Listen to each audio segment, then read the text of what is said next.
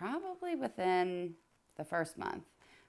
We noticed that she would have these episodes where she would scream and scream and scream, and her body would contort. We were actually inpatient at Hershey. She was getting a brain MRI and colonoscopy and endoscopy and all this stuff to try to figure out what was going wrong. And we took her for a walk, and she had a seizure in the hallway. Probably around 18 months, we noticed that she would look like she had a stroke. So she would, her whole one side of her body would go limp. She wouldn't be able to move it at all. Her face would be distorted. If you look at many pictures of her, you can see her mouth is like tilted. Again, it looks stroke-like. And we met with kind of one of the main doctors in AHC who clinically diagnosed Juliana with AHC. So AHC stands for alternating hemiplegia of childhood. Its hallmark is episodes of paralysis, usually one side of the body or the other. Sometimes Julie will say, my arm is asleep, but her arm can stay asleep for 5 days. Many children with AHC have dystonia, which either can be like complete stiffening of a limb or contortion of a limb.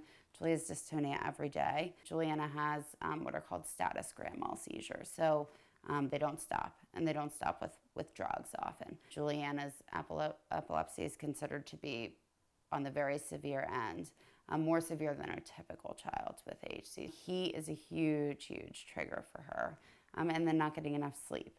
It's a vicious cycle. We've been very blessed because our kindergarten and first grade teachers just built such an environment of inclusion. So Juliana got the pink helmet this year, and when she came back into school with it, her entire class had pink hats that they had made. She does get frustrated, and she'll verbalize, I want to go swimming like the other kids do, or, I don't want to have your help all the time. I think so long as people are adjusting for her and to her and flexible, which they have been, I think she'll continue to do well, and I think she likes being with typical kids. The future for Julie looks bright because she is bright, but her motor function is declining. Her medical stability is declining, but we still see her grow.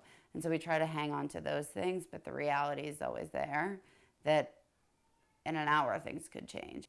One of the biggest things I've learned is that life is too short, and the little things that we all worry about are ridiculous, especially when you have a child whose good times are so limited sometimes. You need to take advantage of those, and you need to make as many good times and happy times as you can. And so harping on something ridiculous is just not worth it, because we could be bitter all the time, but then you look at her, she's in pain every day.